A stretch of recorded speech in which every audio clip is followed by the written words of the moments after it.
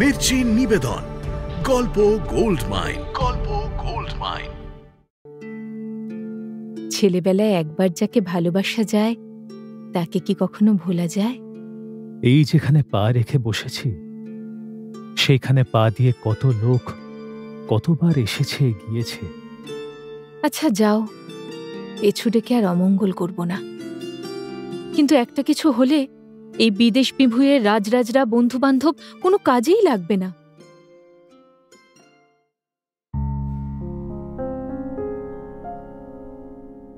মির্চি গল্প গোল্ড মাইনে আপনাকে স্বাগত।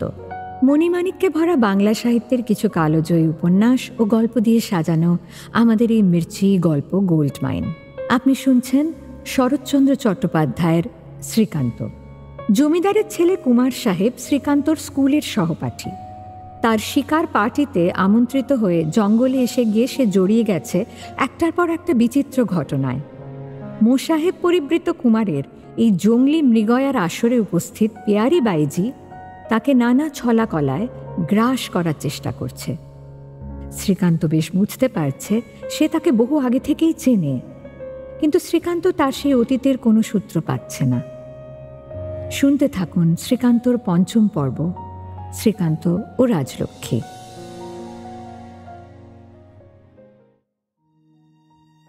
প্রবীণ ব্যক্তিটি বললেন, স্থানীয় মহাশ্মশানে নাকি ভূতের ছড়াছড়ি। শুনে হেসেছি। আমি ভূতে অবিশ্বাসী। ইন্দ্রনাথের বন্ধু এই শ্রীকান্ত, সে পাবে ভূতের ভয়? আমি বাজি ধরে শ্মশানে রাত কাটাবার জেদ ধরেছি, কিন্তু যাবার আগেই পিয়ারি তার তাঁবুতে তার খাস চাকর রতনকে দিয়ে তলব করে পাঠালো।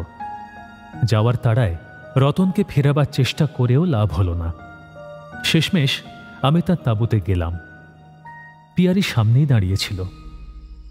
আমার আপাদ মস্তক বারবার দেখে নিয়ে কিছুমাত্র ভূমিকা না করেই ক্রুদ্ধ স্বরে বলে উঠল, শ্মশানে টশানে তোমার কোনো মতেই যাওয়া হবে না, কোনো মতেই না। কেন? কেন আবার কি?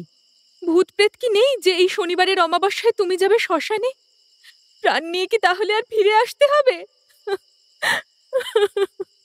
বলেই পিয়ারি হঠাৎ ঝরঝর করে কেঁদে ফেলল। আমি বিহ্বলের মতো নিঃশব্দে চেয়ে দাঁড়িয়ে রইলাম। কি করব, কি জবাব দেব ভেবেই পেলাম না। ভেবে না পাওয়ার আর আশ্চর্য কি? যাকে চিনি না জানি না, সে যদি উৎকট শুভকামনায় দুপুর রাতে ডেকে এনে সামনে দাঁড়িয়ে খামোখা কান্না জোড়ে দেয়, হতবুদ্ধি হয় না কে? আমার জবাব না পেয়ে পিয়ারি চোখ মুছতে মুছতে বলল, তুমি কি কোনোদিন শান্ত সুবোধ হবে না? তেমনি একগুঁয়ে হয়ে চিরটা কাল কাটাবে? কই, যাও দেখি কেমন করে যাবে, আমিও তাহলে সঙ্গে যাব। বলে সে শালখানা কুড়িয়ে নিয়ে নিজের গায়ে জড়াবার উপক্রম করল। আমি সংক্ষেপে বললাম, বেশ, চলো। আহা, দেশ বিদেশে তাহলে সুখ্যাতির আর সীমা পরিসীমা থাকবে না। বাবু শিকারে এসে একটা বাইজি সঙ্গে করে দুপুর রাতে ভূত দেখতে গিয়েছিলেন। বলি, বাড়িতে কি একেবারে আউট হয়ে গেছো নাকি? ঘেন্না পিত্তি লজ্জা শরম আর কিছু দেহতে নেই? কখনো তো এমন ছিলে না। এত অধঃপথে তুমি যেতে পারো কেউ তো কোনোদিন ভাবেনি। তার শেষ কথাটায় অন্য কোনো সময় আমার বিরক্তির হয়তো শেষ থাকতো না, কিন্তু এখন রাগ হলো না।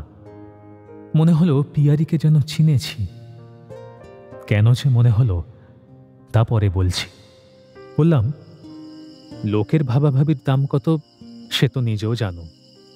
তুমিই যে এত অধঃপথে যাবে সেই বা কজন ভেবেছিল? মুহূর্তের জন্য পিয়ারির মুখের ওপর শরতের মেঘলা জ্যোৎস্নার মতো একটা সহজ হাসির আভা দেখা দিল, কিন্তু সে ওই মুহূর্তের জন্যই। পরক্ষণেই সে ভীত স্বরে বলল, আমার তুমি কি জানো? কে আমি বলো তো দেখি। তুমি পিয়ারি। সে তো সবাই জানে। সবাই যা জানে না তা আমি জানি। শুনলে কি তুমি খুশি হবে? হলে তো নিজেই তোমার পরিচয় দিতে। যখন দাওনি তখন আমার মুখ থেকেও কোনো কথা পাবে না। এর মধ্যে ভেবে দেখো, দেখো নিজেকে প্রকাশ করবে কিনা। কিন্তু এখন আর সময় নেই, আমি চললুম। পিয়ারি বিদ্যুৎ গতিতে পথ আগলে দাঁড়িয়ে বলল, যদি যেতে না দিই জোর করে যেতে পারো? কিন্তু যেতেই বা দেবে না কেন? দেবই বা কেন? সত্যিকারের ভূত কি নেই যে তুমি যাবে বললেই যেতে দেব? মাইরি, আমি চেঁচিয়ে হাট বাঁধাবো, তা বলে দিচ্ছি। বলেই আমার বন্দুকটা কেড়ে নেবার চেষ্টা করল। আমি এক পা পিছিয়ে গেলাম। কিছুক্ষণ থেকেই আমার বিরক্তির পরিবর্তে হাসি পাচ্ছিল। এবার হেসে ফেলে বললাম, সত্যিকারের ভূত আছে কিনা জানি না, কিন্তু মিথ্যাকারের ভূত আছে তা জানি। তারা সামনে দাঁড়িয়ে কথা কয়, কাঁদে, পথ আগলায়, এমন অনেক কীর্তি করে, আবার দরকার হলে ঘাড় মোটকেও খায়। পিয়ারি মলিন হয়ে গেল এবং ক্ষণকালের জন্য বোধ করি বা কথা খুঁজে পেল না। তারপর বলল, আমাকে তাহলে তুমি চিনেছ বলো?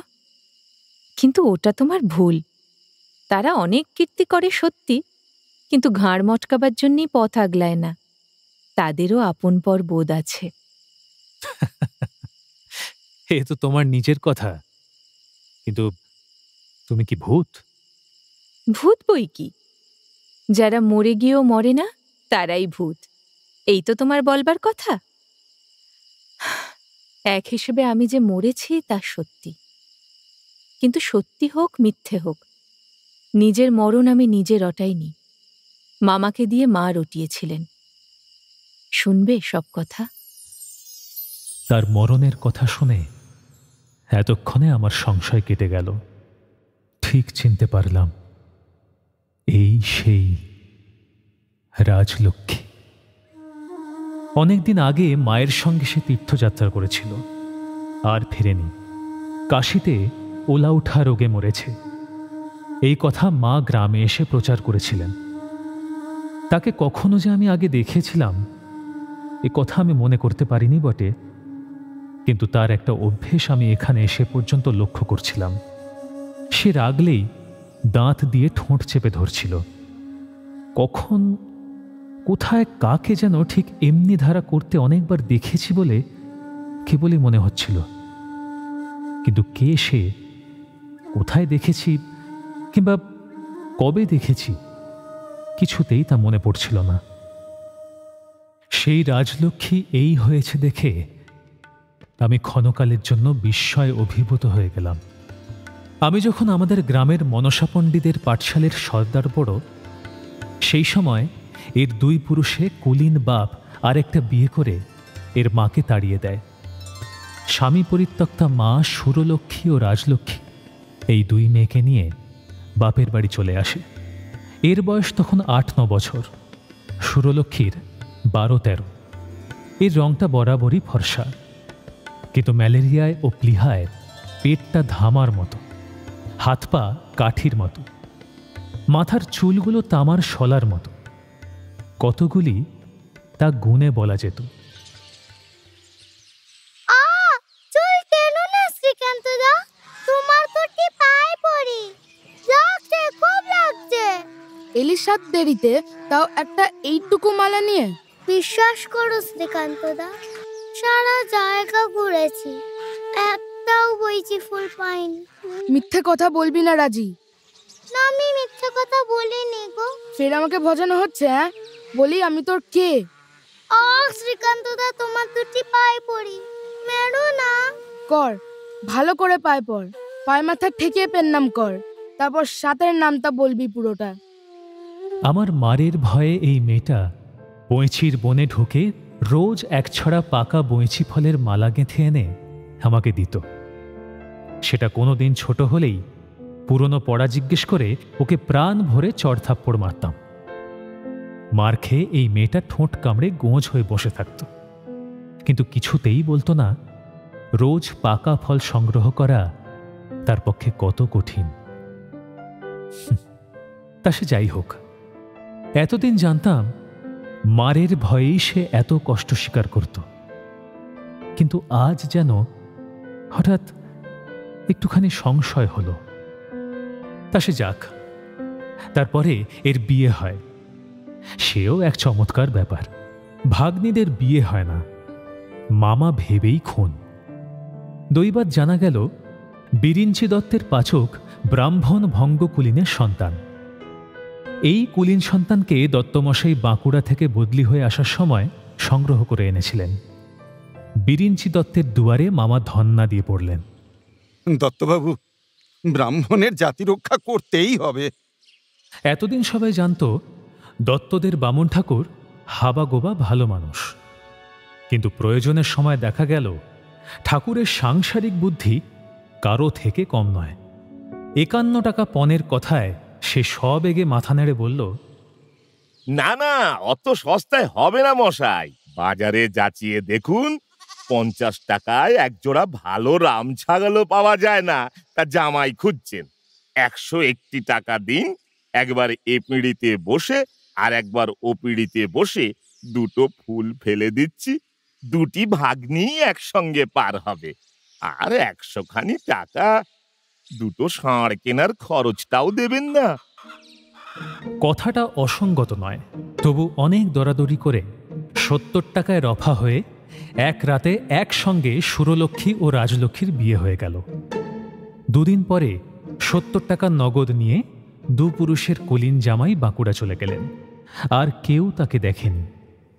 বছর দেড়েক পরে প্লীহা জ্বরে সুরলক্ষ্মী মরল, এবং আরও বছর দেড়েক পরে এই রাজলক্ষ্মী কাশীতে গিয়ে মরে শিবত্ব লাভ করল। এই হল পিয়ারি বাইজির সংক্ষিপ্ত ইতিহাস।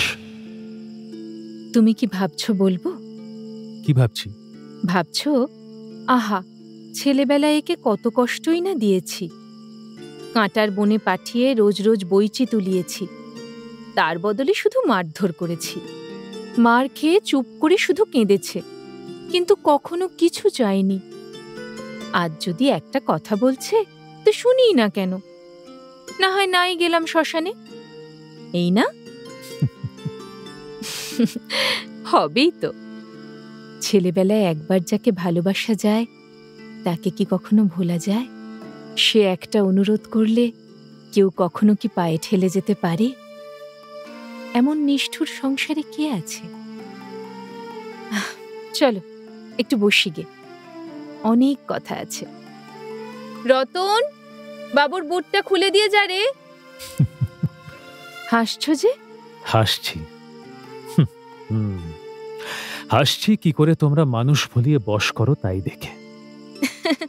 তাই বই কি, পরকে কথায় ভুলিয়ে বশ করা যায়, কিন্তু জ্ঞান হওয়া পর্যন্ত নিজেই যার বশ হয়ে আছি তাকেও কি কথায় ভোলানো যায়? আচ্ছা, আজ না হয় কথা কইছি, কিন্তু রোজ কাঁটায় ক্ষতবিক্ষত হয়ে যখন বইঁচির মালা গেঁথে দিতুম, তখন কটা কথা কয়েছিলুম শুনি? সে কি তোমার মারের ভয় নাকি? তা যেন মনেও করো না। সে মেয়ে রাজলক্ষ্মী নয়। কিন্তু ছি, আমাকে তুমি একেবারেই ভুলে গিয়েছিলে, দেখে চিনতেও পারোনি। তোমাকে মনেই বা কবে করেছিল যে ভুলে যাব না? বরং আজ চিনতে পেরেছি দেখে নিজেই আশ্চর্য হয়ে গেছি। আচ্ছা, 12টা বাজে, চললুম। পিয়ারির হাসি মুখ এক নিমেষেই একেবারে বিবর্ণ ম্লান হয়ে গেল। একটুখানি স্থির থেকে বলল, আচ্ছা, ভূত প্রেত না মানো, সাপ খোপ, বাঘ ভাল্লুক, বুনো শুয়োর, এগুলোকে তো বনে জঙ্গলে অন্ধকার রাতে মানা চাই। এগুলোকে আমি মেনে থাকি এবং যথেষ্ট সতর্ক হয়েও চলি। কথাটা বলে আমাকে চলে যেতে দেখে পিয়ারি ধীরে ধীরে বলল, তুমি যে ধাতের মানুষ, তাতে তোমাকে যে আটকাতে পারবো না সে ভয় আমার খুবই ছিল। তবু ভেবেছিলাম কান্নাকাটি করে হাতে পায়ে ধরলে শেষ পর্যন্ত হয়তো নাও যেতে পারো, কিন্তু আমার কান্নাই সার হলো। আচ্ছা যাও, পেছু ডেকে আর অমঙ্গল করব না। কিন্তু একটা কিছু হলে এই বিদেশ বিভুঁয়ের রাজরাজরা, বন্ধু বান্ধব কোনো কাজেই লাগবে না, তখন আমাকেই ভুগতে হবে।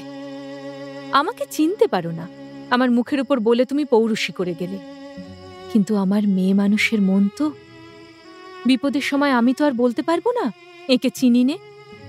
বলে সে একটা দীর্ঘশ্বাস চেপে ফেলল। আমি যেতে যেতে ফিরে দাঁড়িয়ে হাসলাম। কেমন যেন একটা কষ্ট উঠে এলো বুকের ভেতর থেকে। বললাম, বেশ তো বাইজি, সেও তো আমার একটা মস্ত লাভ। আমার কেউ কোথাও নেই, তবু তো জানতে পারবো একজন আছে যে আমাকে ফেলে যেতে পারবে না। সে কি আর তুমি জানো না? 100 বার বাইজি বলে যত অপমানই করো না কেন, রাজলক্ষ্মী তোমাকে যে ফেলে যেতে পারবে না, এ কি আর তুমি মনে মনে বোঝো না? কিন্তু ফেলে যেতে পারলেই ভালো হতো, তোমাদের একটা শিক্ষা হতো। কিন্তু কি বিশ্রী এই মেয়ে মানুষ জাতটা। একবার যদি ভালোবেসেছে তো মরেছে। পিয়ারি, ভালো সন্ন্যাসীতেও ভিক্ষে পায় না, কেন জানো? জানি, কিন্তু তোমারে খোঁচায় এত ধান নেই যে আমাকে বেঁধো। এ আমার ঈশ্বর দত্ত ধন। যখন সংসারের ভালো মন্দ জ্ঞান পর্যন্ত হয়নি তখনকার, আজকের নয়। বেশ কথা, আশা করি আমার আজ কিছু একটা হবে। হলে তোমার ঈশ্বর দত্ত ধনের হাতে হাতে একটা যাচাই হয়ে যাবে। দুর্গা দুর্গা, ছি, এমন কথা বলো না। ভালোই ভালোই ফিরে এসো। এ সত্যি আর যাচাই করে কাজ নেই। আমার কি সেই কপাল যে নিজের হাতে নেড়েচেড়ে সেবা করে দুঃসময়ে তোমাকে সুস্থ সবল করে তুলব? তাহলে তো জানতুম এ জন্মের একটা কাজ করে নিলুম। বলে সে যে মুখ ফিরিয়ে অশ্রু গোপন করল, তা হ্যারিকেনের ক্ষীণ আলোতেও টের পেলাম। আচ্ছা, ভগবান তোমার এ স্বাদ হয়তো একদিন পূর্ণ করে দেবেন। বলে আমি আর দেরি না করে তাঁবুর বাইরে এসে পড়লাম। তামাশা করতে গিয়ে যে মুখ দিয়ে একটা প্রচণ্ড সত্য বের হয়ে গেল, সে কথা তখন আর কে ভেবেছিল? তাঁবুর ভিতর থেকে অশ্রু বিকৃত কণ্ঠের দুর্গা দুর্গা নামের সকাতর ডাক কানে এসে পৌঁছল। আমি দ্রুত পায়ে শ্মশানের পথে যাত্রা করলাম। সমস্ত মনটা পিয়ারির কথাতেই আচ্ছন্ন হয়ে রইল। কখন যে আমবাগানের দীর্ঘ অন্ধকার পথ পার হয়ে গেলাম, কখন নদীর ধারের সরকারি বাঁধের উপর এসে পড়লাম, জানতেই পারলাম না। সমস্ত পথটা শুধু এই একটা কথা ভাবতে ভাবতেই এসেছি। এ কি বিরাট অচিন্তনীয় ব্যাপার এই নারীর মনটা। কবে যে এই পিলে রোগা মেয়েটা তার থামার মতো পেট এবং কাঠির মতো হাত পা নিয়ে আমাকে প্রথম ভালোবেসেছিল এবং বইছি ফলের মালা দিয়ে তার দরিদ্র পূজা নীরবে সম্পন্ন করে আসছিল, আমি তা টেরও পাইনি। যখন টের পেলাম তখন বিস্ময়ের আর শেষ রইল না। বিস্ময় সেজন্যেও নয়, নভেল নাটকেও বাল্য প্রণয়ের কথা অনেক পড়েছি, কিন্তু এই বস্তুটি, যাকে সে তার ঈশ্বর দত্ত ধন বলে সগর্বে প্রচার করতেও কুণ্ঠিত হল না, তাকে সে এতদিন তার এই ঘৃণিত জীবনের শতকোটি মিথ্যা প্রণয় অভিনয়ের মধ্যে কোনখানে বাঁচিয়ে রেখেছিল? কোন পথে প্রবেশ করে তাকে লালন পালন করত? সামনে চেয়ে দেখি ধূসর বালুর বিস্তীর্ণ প্রান্তরের মাঝে একটা শীর্ণ নদীর রেখা এঁকে বেঁকে কোন সুদূরে মিলিয়ে গেছে। সমস্ত প্রান্তর জুড়ে এক একটা কাশের ঝোপ। হাওয়া নেই, শব্দ নেই, নিজের বুকের ভিতরটা ছাড়া। যতদূর চোখ যায় কোথাও এতটুকু প্রাণের সাড়া পর্যন্ত অনুভব করার জো নেই। যে নিশাচর পাখিটা একবার বাপ বলেই থেমেছিল, সেও আর কথা বলল না। পশ্চিম দিকে ধীরে ধীরে চললাম। এই দিকেই সেই মহাশ্মশান। একদিন শিকারে এসে সেই যে শিমুল গাছগুলো দেখে গিয়েছিলাম, কিছু দূরে আসতেই তাদের কালো কালো ডালপালা চোখে পড়ল। এরাই এই মহাশ্মশানের দ্বারপাল। এদের পার করে যেতে হবে। এইবার অতি অস্ফুট প্রাণে সাড়া পেতে লাগলাম, কিন্তু তা আহ্লাদ করবার মতো নয়। আরও একটু এগোতে তা পরিষ্কার হলো। শ্মশানের একান্ত থেকে কে যেন থেমে থেমে কাঁদছে। যে এ কান্নার ইতিহাস জানে না এবং আগে শোনেনি, সে যে এই গভীর অমানিসায় একা সেদিকে আর এক পা এগোতে চাইবে না, তা বাজি রেখে বলতে পারি। সে যে মানব শিশু নয়, শকুন শিশু অন্ধকারে মাকে দেখতে না পেয়ে কাঁদছে, তা না জানলে কারো সাধ্য নেই এ কথা ঠাহর করে বলে। আরও কাছে আসতে দেখলাম ঠিক তাই বটে। কালো কালো ঝুড়ির মতো শিমুলের ডালে ডালে অসংখ্য শকুন রাত্রিবাস করছে, এবং তাদেরই কোনো একটা দুষ্ট ছেলে অমন করে আর্তকণ্ঠে কাঁদছে। গাছের উপরে সে কাঁদতেই লাগলো। আমি নিচে দিয়ে এগিয়ে ওই মহাশ্মশানের এক প্রান্তে এসে দাঁড়ালাম। সকালে প্রবীণ ভদ্রলোকটি যে বলেছিলেন, সেখানে লক্ষ নরমুণ্ড গুনে নেওয়া যায়। দেখলাম কথাটা নিতান্ত অত্যুক্তি নয়। সমস্ত জায়গাটাই প্রায় নরকঙ্কালে ভর্তি হয়ে আছে। আমি ছাড়া আর কোনো অশরীরী দর্শক সেখানে উপস্থিত ছিলেন কিনা আবিষ্কার করতে পারলাম না। তখন ঘোর অমাবস্যা। একটা বালুর ঢিপির উপর চেপে বসলাম। বন্দুকটা খুলে টোটাটা আর একবার পরীক্ষা করে আবার যথাস্থানে ভরে নিয়ে কোলের উপর রেখে প্রস্তুত হয়ে রইলাম। হায় রে টোটা, বিপদের সময় কিন্তু সে কোনো সাহায্য করল না। পিয়ারির কথাটা মনে পড়ল। সে বলেছিল, যদি অকপটে বিশ্বাসই করো না, তবে কর্মভোগ করতে যাওয়া কেন? আর যদি বিশ্বাসের জোর না থাকে, তাহলে ভূতপ্রেত থাক বা না থাক, তোমাকে কিছুতেই যেতে দেব না। সত্যিই তো, এ কি দেখতে এসেছি আমি? মনের অগোচরে তো পাপ নেই। আমি কিছুই দেখতে আসিনি, শুধু দেখাতে এসেছি আমার সাহস কত। সকালে যারা বলেছিল ভীরু বাঙালি কার্যকালে ভেগে যায়, তাদের কাছে শুধু এই কথাটা সপ্রমাণ করা যে বাঙালি বড় বীর।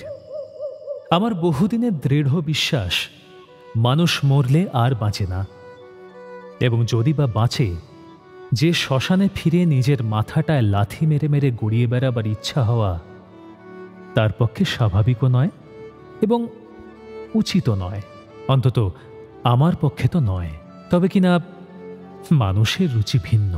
যদি কারো তেমন ইচ্ছে হয়, তাহলে এমন একটা চমৎকার রাত জেগে আমার এত দূরে আসাটা নিষ্ফল হবে না। হঠাৎ একটা দমকা বাতাস কতগুলো ধুলোবালি উড়িয়ে গায়ের উপর দিয়ে বয়ে গেল, এবং সেটা শেষ হতে না হতেই আরেকটা এবং আরেকটা বয়ে গেল। নিজের মনেই বললাম, এ আবার কি? এতক্ষণ তো বাতাসের লেশমাত্র ছিল না। যতই কেন না বুঝি এবং বোঝাই, মরণের পরেও যে কিছু একটা অজানা গোছের থাকে, এ সংস্কার হাড়ে মাসে জড়ানো। তাকে স্বীকার করি আর নাই করি।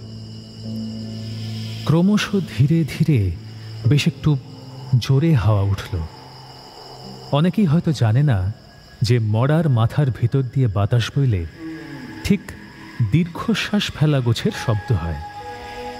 দেখতে দেখতে আশেপাশে, সামনে, পিছনে দীর্ঘশ্বাসে যেন ছড়াছড়ি পড়ে গেল। ঠিক মনে হতে লাগলো কত লোক যেন আমাকে ঘিরে বসে অবিশ্রাম হা হুতাশ করে নিঃশ্বাস ফেলছে, এবং ইংরেজিতে যাকে বলে আনক্যানি ফিলিং, ঠিক সেই ধরনের একটা অস্বস্তি সমস্ত শরীরটাকে যেন গোটা দুই ঝাঁকুনি দিয়ে গেল। সেই শকুনির বাচ্চাটা তখনও চুপ করেনি। সে যেন পিছনে আরো বেশি করে গোঙাতে লাগলো। বুঝলাম, ভয় পেয়েছি। বহু অভিজ্ঞতার ফলে বেশ জানতাম, যে স্থানে এসেছি, এখানে এই বস্তুটাকে সময়ে চাপতে না পারলে মৃত্যু পর্যন্ত অসম্ভব ব্যাপার নয়। আসলে এই রকম ভয়ানক জায়গায় আগে আমি কখনো একা আসিনি। একা যে স্বচ্ছন্দে আসতে পারত, সেই ইন্দ্র, আমি নয়। অনেকবার তার সঙ্গে অনেক ভয়ানক স্থানে গিয়ে গিয়ে আমারও একটা ধারণা জন্মেছিল যে ইচ্ছা করলে আমিও তার মতো এই সব স্থানে একা আসতে পারি। কিন্তু সেটা যে কত বড় ভ্রম, এবং আমি যে শুধু ঝোঁকের বশেই তাকে অনুসরণ করতে গিয়েছিলাম, এক মুহূর্তেই আজ তা সুস্পষ্ট হয়ে উঠল। আমার সেই চওড়া বুক কই? আমার সে বিশ্বাস কোথায়? আমার সেই রাম নামের অভেদ্য কবচ কই? আমি তো ইন্দ্র নই যে এই প্রেত ভূমিতে নিঃসঙ্গ দাঁড়িয়ে চোখ মেলে প্রেতাত্মার খেলা দেখব। হঠাৎ কে যেন পিছনে দাঁড়িয়ে আমার ডান কানের ওপর নিঃশ্বাস ফেলল। তা এমন শীতল যে তুষার কণার মতো সেইখানেই জমে উঠল। ঘাড় না তুলেও স্পষ্ট দেখতে পেলাম এ নিঃশ্বাস যে নাকের মস্ত ফুটোটা থেকে বার হয়ে এলো তাতে চামড়া নেই, মাংস নেই, এক ফোঁটা রক্তের সংস্রব পর্যন্ত নেই। কেবল হাড় আর গহ্বর। সামনে পিছনে দক্ষিণে বামে অন্ধকার। স্তব্ধ নিশুতি রাত ঝাঁ ঝাঁ করতে লাগল। কানের উপর তেমনি কনকনে ঠান্ডা নিঃশ্বাসের বিরাম নেই। এত কাণ্ডের মধ্যেও কিন্তু এই কথাটা ভুলিনি যে কোনো মতেই আমার চৈতন্য হারালে চলবে না, তাহলে মরণ অনিবার্য। দেখি ডান পাটা ঠক ঠক করে কাঁপছে। থামাতে গেলাম, থামল না। সে যেন আমার পা নয়। ঠিক এমনি সময় অনেক দূরে অনেকগুলো গলার সমবেত চিৎকার কানে পৌঁছল। বাবু সাহেব, বাবু সাহেব! সর্বাঙ্গ কাঁটা দিয়ে উঠল। কারা ডাকে? আবার চিৎকার করল, বাবু সাহেব, বাবু সাহেব, গুলি ছুড়বেন না যেন। শব্দ ক্রমশ এগিয়ে আসতে লাগলো। গোটা দুই ক্ষীণ আলো রেখাও চোখে পড়ল। একবার মনে হলো চিৎকারের মধ্যে যেন রতনের গলার আভাস পেলাম। খানিক পরেই টের পেলাম সেই বটে। আর কিছু দূর এগিয়ে এসে সে একটা শিমুলের আড়ালে দাঁড়িয়ে চেঁচিয়ে বলল, বাবু, বাবু, আপনি যেখানেই থাকুন, গুলি টুলি ছুড়বেন না। আমি রতন। উল্লাসে চেঁচিয়ে সাড়া দিতে গেলাম, কিন্তু স্বর ফুটল না। একটা প্রবাদ আছে, ভূত প্রেত যাবার সময় কিছু একটা ভেঙে দিয়ে যায়। যে আমার পিছনে ছিল সে আমার কণ্ঠস্বরটা ভেঙে দিয়েই বিদায় হল। রতন এবং আরো 3 জন লোক গোটা দুই লণ্ঠন ও লাঠিসোঁটা হাতে করে কাছে এসে উপস্থিত হল। এই 3 জনের মধ্যে একজন ছোট্টুলাল, সে তবলা বাজায়, এবং আরেকজন পিয়ারির দারোয়ান।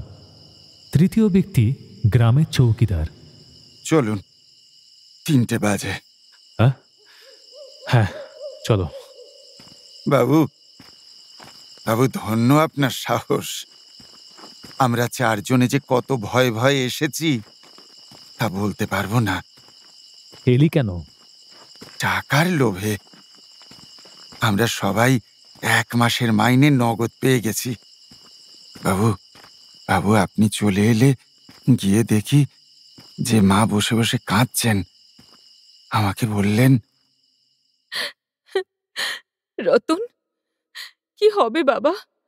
তোরা পিছনে যা, আমি 1 মাসের মাইনে তোদের বকশিস দিচ্ছি। আমি বললুম, ছোট্টুলাল আর গণেশকে সঙ্গে নিয়ে আমি যেতে পারি মা, কিন্তু পথ চিনি নে। এমন সময় চৌকিদার হাঁক দিতেই মা বললেন, ওকে ডেকে আন রতন, ও নিশ্চয়ই পথ চেনে। বেরিয়ে গিয়ে ডেকে আনলুম। চৌকিদার 6 টাকা হাতে পেয়ে তবে আমাদের পথ দেখিয়ে নিয়ে আসে। আচ্ছা বাবু, কচি ছেলের কান্না শুনতে পেয়েছেন? বলেই রতন নিজের কথাতে নিজেই শিউরে উঠে আমার কোটের পিছনটা চেপে ধরল। বলল, আমাদের গণেশ পাড়ে বামুন মানুষ, তাই আজ রক্ষে পাওয়া গেছে। আমি কথা বললাম না। প্রতিবাদ করে কারো ভুল ভাঙাবার মতো মনের অবস্থা আমার ছিল না। আচ্ছন্ন অভিভূতের মতো নিঃশব্দে পথ চলতে লাগলাম। কিছু দূর আসার পর রতন প্রশ্ন করল, আজ কিছু দেখতে পেলেন বাবু? না। আমার এই সংক্ষিপ্ত উত্তরে রতন ক্ষুব্ধ হয়ে বলল, আমরা যাওয়ায় আপনি কি রাগ করছেন বাবু? মার কান্না দেখলে কিন্তু।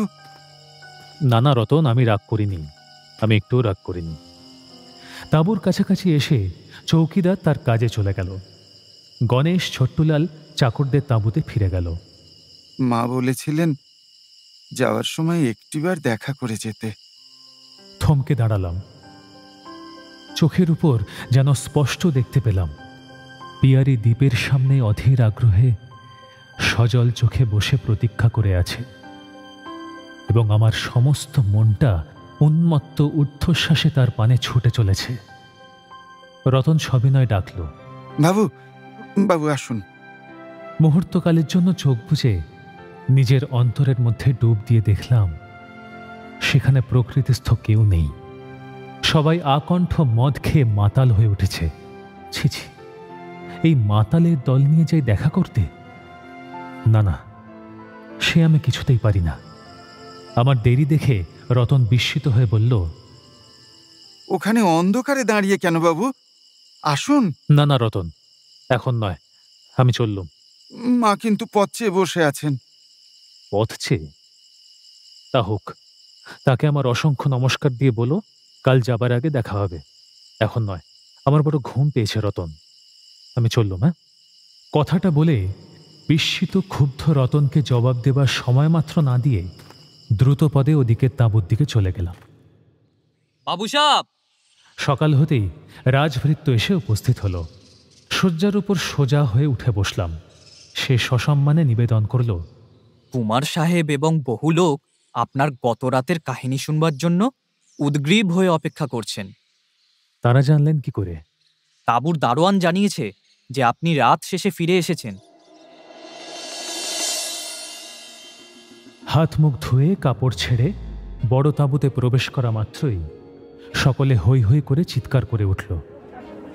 একসঙ্গে 1,00,000 প্রশ্ন হয়ে গেল। দেখলাম কালকের সেই প্রবীণ ব্যক্তিটিও আছেন, এবং একপাশে পিয়ারি তার দলবল নিয়ে নীরবে বসে আছে। প্রতিদিনের মতো আজ আর তার সঙ্গে চোখাচোখি হল না। সে যেন ইচ্ছা করেই আরেক দিকে চোখ ফিরিয়ে বসেছিল। উচ্ছ্বসিত প্রশ্নতরঙ্গ শান্ত হয়ে আসলে জবাব দিতে শুরু করলাম। কুমারজি বললেন, ধন্য সাহস তোমার শ্রীকান্ত। কত রাতে সেখানে পৌঁছলে? 12টা থেকে 1টার মধ্যে। ঘোর অমাবস্যা, 11:30টার পর অমাবস্যা পড়েছিল। চারপাশ থেকেই অবাক করা সব শব্দ উঠে ক্রমশ কমে এলে কুমারজি আবার প্রশ্ন করলেন, তারপর কি দেখলে? ওই বিস্তর হাড়গোড় আর মড়ার মাথা। উফ, কি ভয়ঙ্কর সাহস! শ্মশানের ভেতর ঢুকলে না বাইরে দাঁড়িয়েছিলে? ভেতরে গিয়ে একটা বালির ঢিপিতে গিয়ে বসল। তারপর তারপর বসে কি দেখলে? ধু ধু করছে বালির চর, আর কষার ঝোপ আর শিমুল গাছ। ওরে বাবা! আর নদীর জল। আহা, এত সব তো জানি হে, বলি সেসব কিছু। আর গোটা 2 বাদুড় মাথার উপর দিয়ে উড়ে যেতে দেখেছিলাম। হ্যাঁ, और कुछ नहीं देखा? না। উত্তর শুনে এক তাঁবু লোক সকলেই যেন নিরাশ হয়ে পড়ল। প্রবীণ লোকটি তখন হঠাৎ ক্রুদ্ধ হয়ে বলে উঠলেন, ऐसा कभी हो नहीं सकता, अब गया नहीं। তার রাগ দেখে আমি শুধু হাসলাম, কারণ রাগ হবারই কথা। কুমারজি আমার হাতটা চেপে ধরে মিনতির স্বরে বললেন, তোমার দিব্যি শ্রীকান্ত, কি দেখলে বলো সত্যি করে। সত্যি বলছি, কিচ্ছু দেখিনি। কতক্ষণ ছিলে সেখানে? ঘণ্টা 3 আচ্ছা, কিছু না হয় দেখোনি, কিছু শুনতেও কি পাওনি? তা পেয়েছি। এক মুহূর্তেই সকলের মুখ উৎসাহে প্রদীপ্ত হয়ে উঠল। কি শুনেছি তা শোনবার জন্য তারা আরও একটু ঘেঁষে এল। আমি তখন বলতে লাগলাম, কেমন করে পথের উপরেই একটা নিশাচর পাখি বাপ বলে উড়ে গেল, কেমন করে শিশু কণ্ঠে শকুন শিশু শিমুল গাছের উপর গোঙাতে গোঙাতে কাঁদতে লাগলো, কেমন করে হঠাৎ ঝড় উঠল এবং মড়ার মাথাগুলো দীর্ঘশ্বাস ফেলতে লাগলো, এবং সকলের শেষে কে যেন আমার পিছনে দাঁড়িয়ে অবিশ্রাম তুষার শীতল নিঃশ্বাস আমার ডান কানের উপর ফেলতে লাগলো। আমার বলা শেষ হয়ে গেল, কিন্তু বহুক্ষণ পর্যন্ত কারো মুখ দিয়ে একটা কথাও পর্যন্ত বের হলো না। সমস্ত তাঁবুটা স্তব্ধ হয়ে রইল। অবশেষে সেই প্রবীণ ব্যক্তিটি একটা সুদীর্ঘ নিঃশ্বাস ছেড়ে আমার কাঁধের ওপর একটা হাত রেখে ধীরে ধীরে বললেন, বাবুজি, আপনি যথার্থ ব্রাহ্মণ সন্তান বলেই কাল প্রাণ নিয়ে ফিরে এসেছেন, কিন্তু আর কেউ হলে পারত না। কিন্তু আজ থেকে এই বুড়ার শপথ রইল বাবুজি, আর কখনো এমন দুঃসাহস করবেন না। আপনার পিতামাতার চরণে আমার কোটি কোটি প্রণাম। এ শুধু তাঁদেরই পুণ্যে আপনি বেঁচেছেন। বিশ্বাস করুন, আপনি তাদের পুণ্যেই বেঁচেছেন। এই বলে সে ঝোঁকের মাথায় খপ করে আমার পায়েতেই হাত দিয়ে ফেলল। আগেই বলেছি এই লোকটি কথা বলতে জানে। এইবার সে কথা বলা শুরু করল। চোখের তারা ভুরু কখনো সংকুচিত, কখনো প্রসারিত। সে শকুনির কান্না থেকে আরম্ভ করে কানের উপর নিঃশ্বাস ফেলার এমনই সূক্ষ্মাতি সূক্ষ্ম ব্যাখ্যা জুড়ে দিল যে দিনের বেলা এতগুলো লোকের মধ্যে বসেও আমার পর্যন্ত মাথার চুল কাঁটা দিয়ে খাড়া হয়ে উঠল। কাল সকালের মতো আজও কখন যে পিয়ারি নিঃশব্দে ঘেঁষে এসে বসেছিল তা লক্ষ্য করিনি। হঠাৎ একটা নিঃশ্বাসের শব্দে ঘাট ফিরিয়ে দেখি সে আমার ঠিক পিঠের কাছে বসে নির্নিমেষ চোখে বক্তার মুখের দিকে চেয়ে আছে এবং তার নিজের দুটি গালের ওপর ঝরা অশ্রুর ধারা দুটি শুকিয়ে ফুটে রয়েছে। কখন কি জন্য যে চোখের জল গড়িয়েছিল এ বোধ করি সে টের পায়নি, পেলে মুছে ফেলত।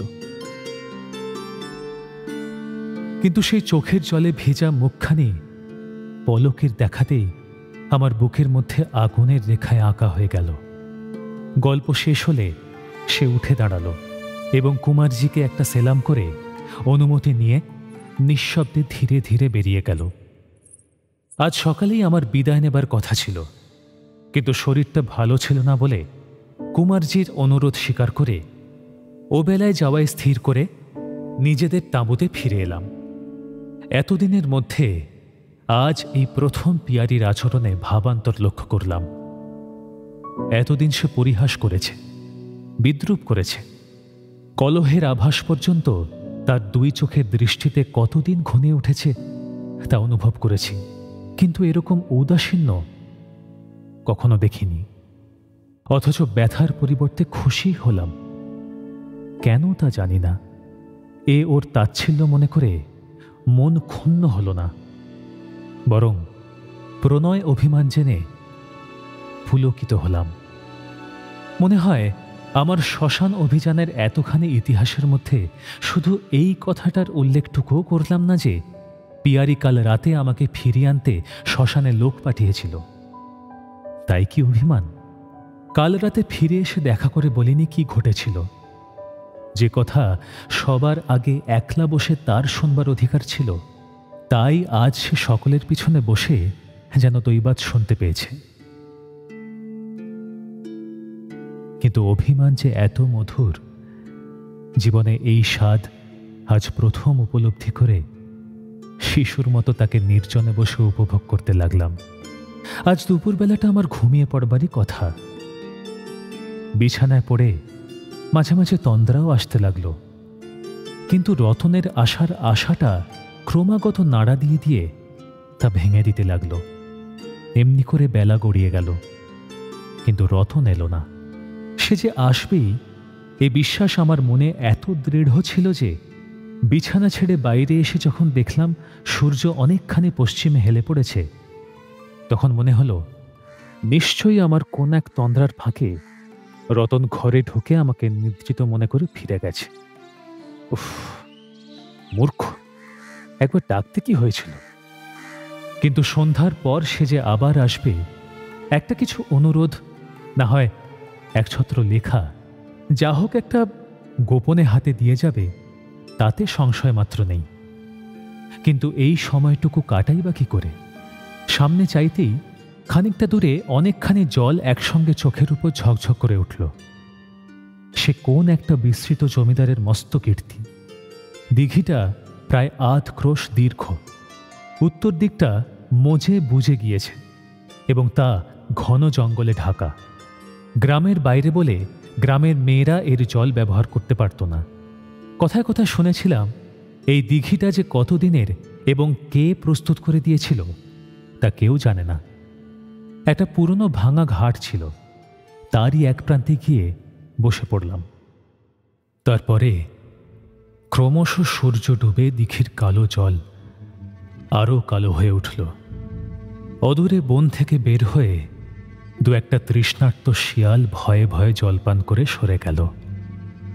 আমার যে উঠবার সময় হয়েছে, যে সময়টুকু কাটাতে এসেছিলাম তা কেটে গিয়েছে। সমস্ত অনুভব করেও উঠতে পারলাম না। এই ভাঙা ঘাট যেন আমাকে জোর করে বসিয়ে রাখল।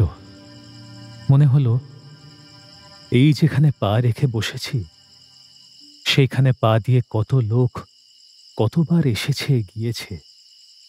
এই ঘাটেই তারা স্নান করত, গা ধুত, কাপড় কাচত, জল তুলত।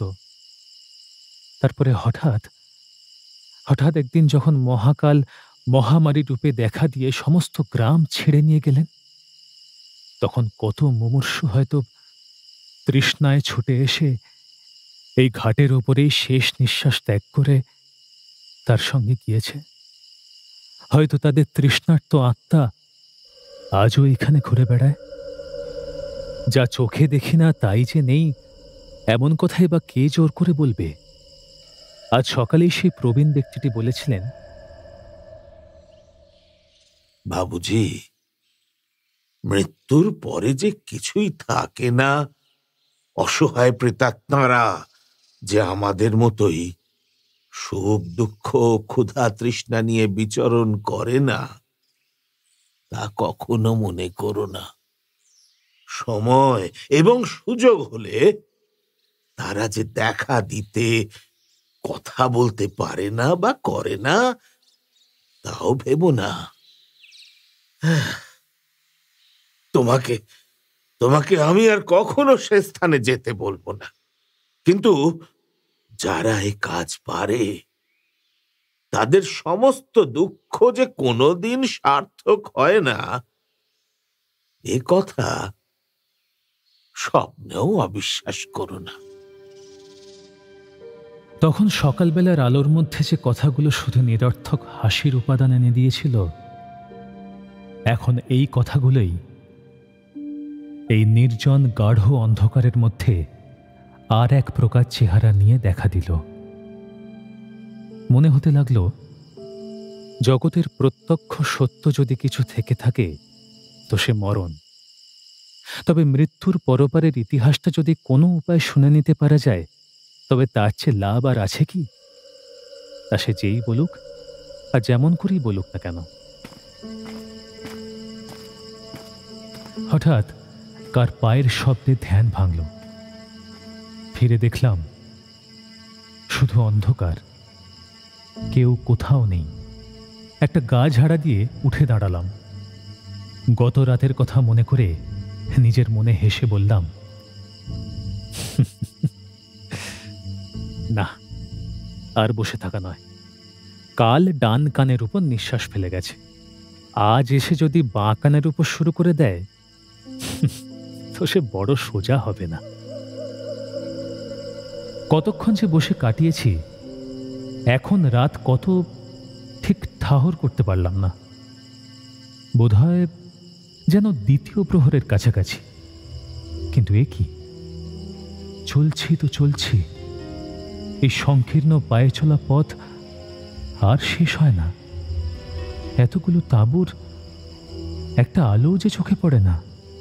অনেকক্ষণ থেকেই সামনে একটা বাঁশ ঝাড় দৃষ্টি রোধ করছিল।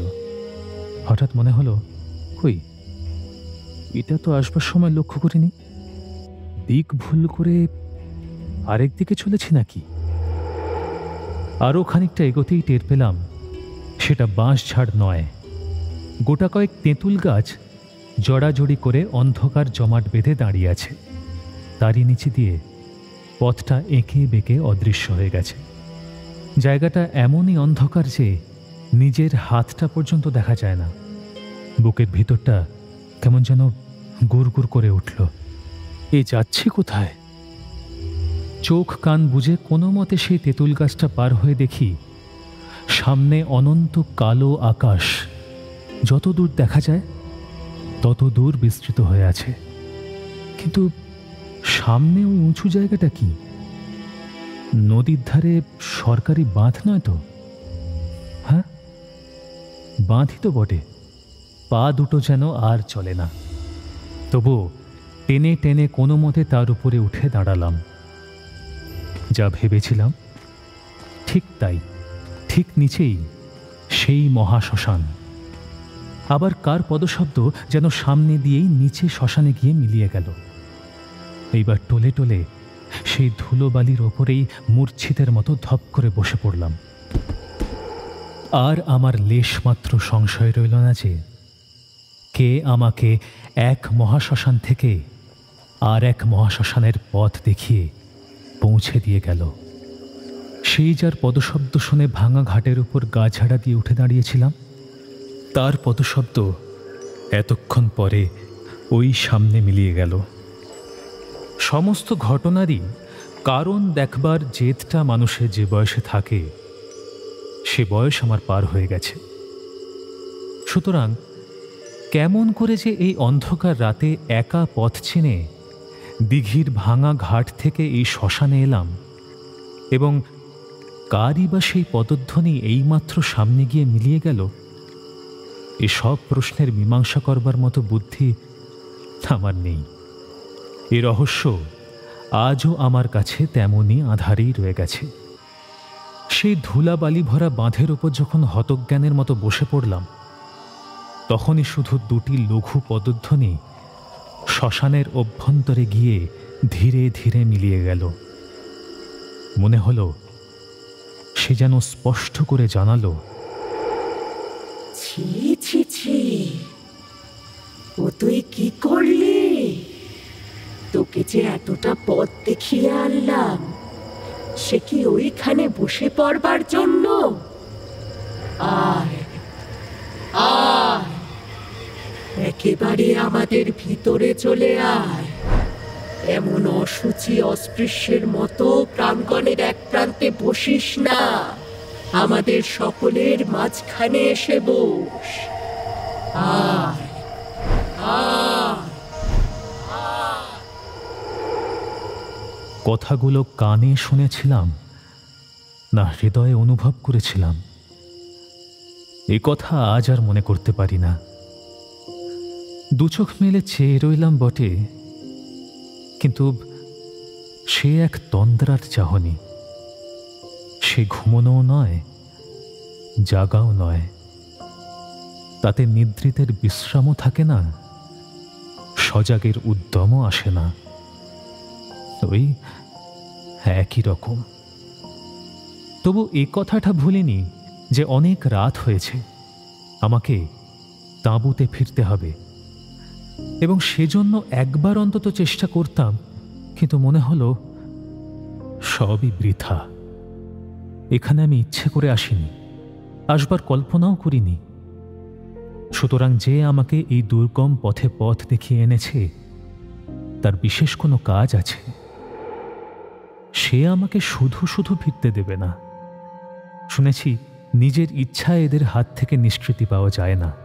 যে পথে যেমন করেই জোর করে বার হও না কেন, সব পথই গোলক ধাঁধার মতো ঘুরে ফিরে সাবেক জায়গায় এনে হাজির করে। সুতরাং ছটফট করা সম্পূর্ণ অনাবশ্যক মনে করে যখন স্থির হয়ে বসলাম, তখন অকস্মাৎ যে জিনিসটি চোখে পড়ে গেল, তার কথা আমি কোনো দিন বিস্মৃত হইনি। রাতের যে একটা রূপ আছে, তাকে যে একান্ত করে দেখা যায়, তা যেন আজ এই প্রথম চোখে পড়ল। চেয়ে দেখি অন্তহীন কালো আকাশতলে পৃথিবী জোড়া আসন করে গভীর রাত্রি নিমিলিত চক্ষে ধ্যানে বসেছে, আর সমস্ত বিশ্ব চরাচর মুখ বুঝে নিঃশ্বাস রুদ্ধ করে অত্যন্ত সাবধানে স্তব্ধ হয়ে সেই অটল শান্তি রক্ষা করছে। হঠাৎ চোখের উপর যেন সৌন্দর্যের তরঙ্গ খেলে গেল। মনে হলো কোন মিথ্যাবাদী প্রচার করেছে আলোরই রূপ, আধারের রূপ নেই। মরি মরি, এমন অপরূপ রূপের ঝর্ণা আর কবে দেখেছি? কালোর চেয়ে এত রূপ ছিল সে তো কোনোদিন জানতাম না। তবে হয়তো মৃত্যুও কালো বলে কুৎসিত নয়।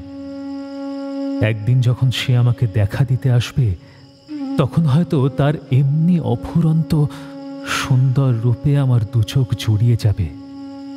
আর সে দেখার দিন যদি আজই এসে থাকে, তবে হে আমার কালো, হে আমার সর্বদুঃখ ভয় ব্যথাহারী অনন্ত সুন্দর, তুমি তোমার অনাদি আধারে সর্বাঙ্গ ভরে আমার এই দু চোখের দৃষ্টিতে প্রত্যক্ষ হও। আমি তোমাকে নির্ভয়ে বরণ করে মহানন্দে তোমার অনুসরণ করি।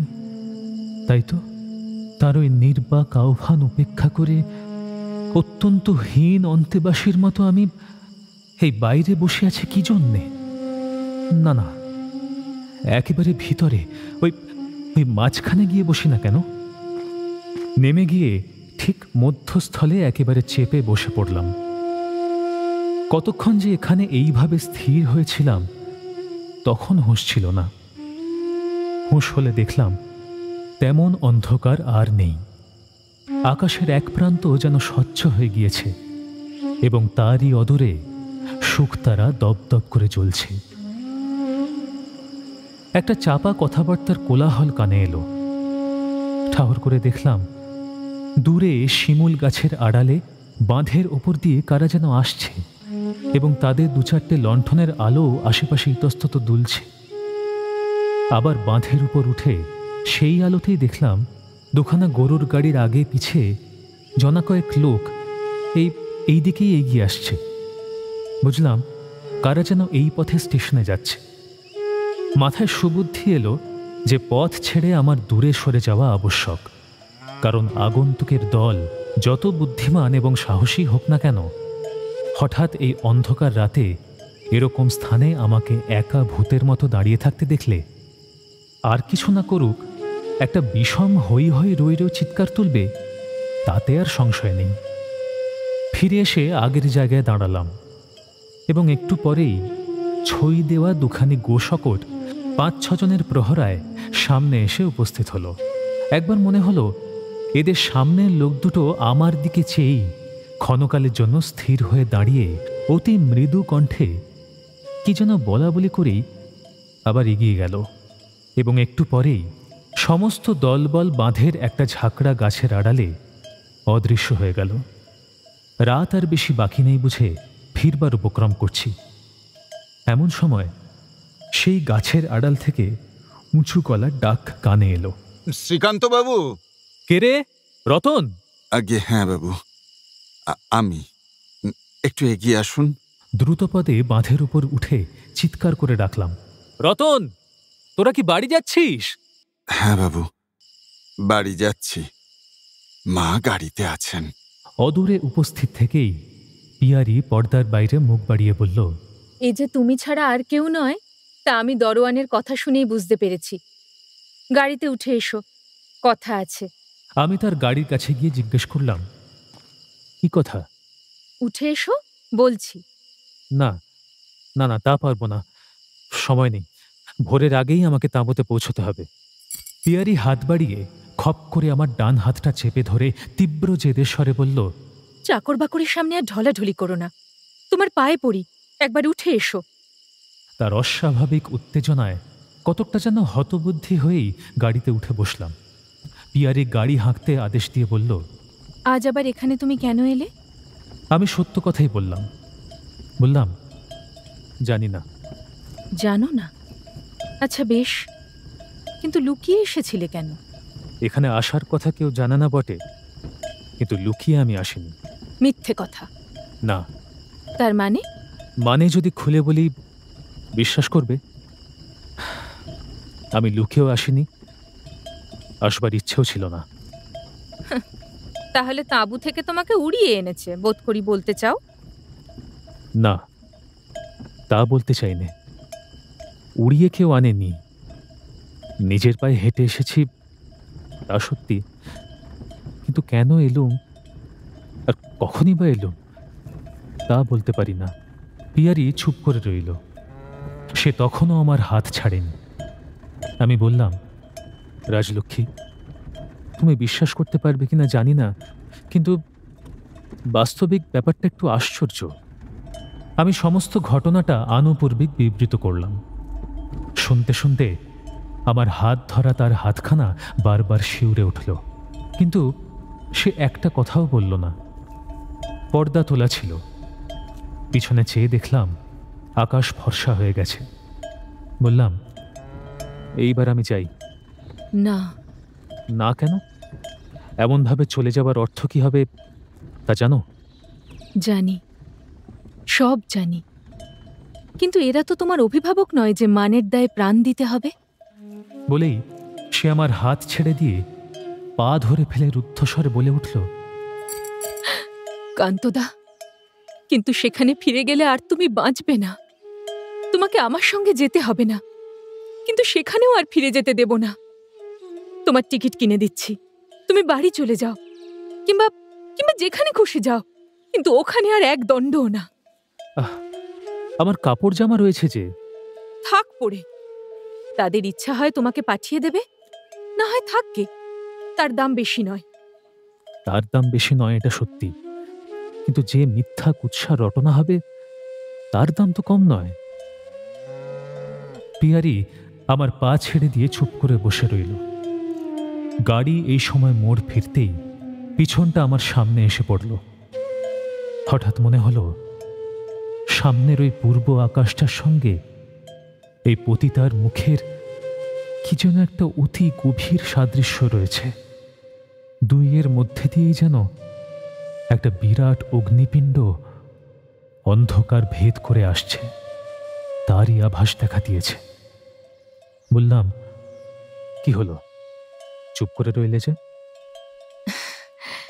কি যেন কান্তদা, যে কলম দিয়ে সারা জীবন শুধু জালখত তৈরি করেছি, সেই কলমটা দিয়েই আজ আর দানপত্র লিখতে হাত সরছে না। যাবে? আচ্ছা যাও, কিন্তু কথা দাও, আজ বেলা 12টার আগেই বেরিয়ে পড়বে। আচ্ছা। কারো কোনো অনুরোধেই আজ রাত ওখানে কাটাবে না, বলো? না। পিয়ারি হাতের আংটি খুলে আমার পায়ের ওপর রেখে গলবস্ত্র হয়ে প্রণাম করল এবং পায়ের ধুলো মাথায় নিয়ে আংটিটা আমার পকেটে ফেলে দিল। বলল, তবে যাও, বোধ করি ক্রোশ দেড়েক পথ তোমাকে বেশি হাঁটতে হবে। গরুর গাড়ি থেকে নামলাম, তখন সকাল হয়ে গেছে। আমার আরেকটি কথা তোমাকে রাখতে হবে। বাড়ি ফিরে গিয়ে একখানি চিঠি দেবে। আমি স্বীকার করে প্রস্থান করলাম। একটিবারও পিছনে চেয়ে দেখলাম না তখনও তারা দাঁড়িয়ে আছে না এগিয়ে গেছে ফেরার পথে। কিন্তু বহু দূর পর্যন্ত অনুভব করতে পারলাম দুটি চোখের সজল করুণ দৃষ্টি আমার পিঠের উপর বারংবার আছাড় খেয়ে পড়ছে। আমি ফিরে চললাম তাঁবুর দিকে, আর রাজলক্ষ্মী আবার মিলিয়ে গেল দিগন্ত পথে। রাজলক্ষ্মীর সঙ্গে কি চিরতরে আবার বিচ্ছেদ হয়ে গেল শ্রীকান্তর? সে কি রাজলক্ষ্মীর অনুনয় মেনে সেদিনই দিনের বেলায় ফিরে যাবে এই অঞ্চল ছেড়ে? কোথায় যাবে? শ্রীকান্তর পরের গন্তব্য কোথায়?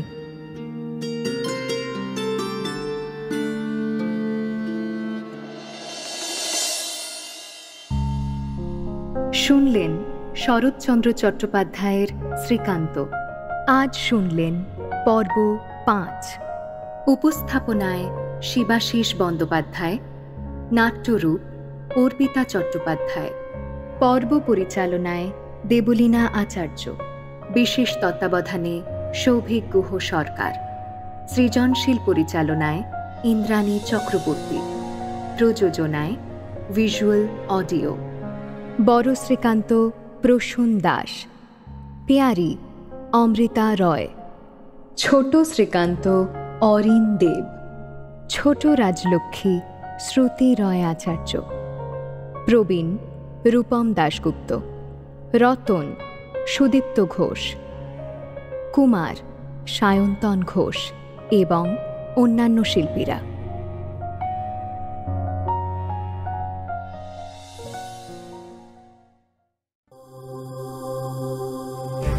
মির্চি নিবেদন গল্প গোল্ড মাইন। গল্প গোল্ড মাইন।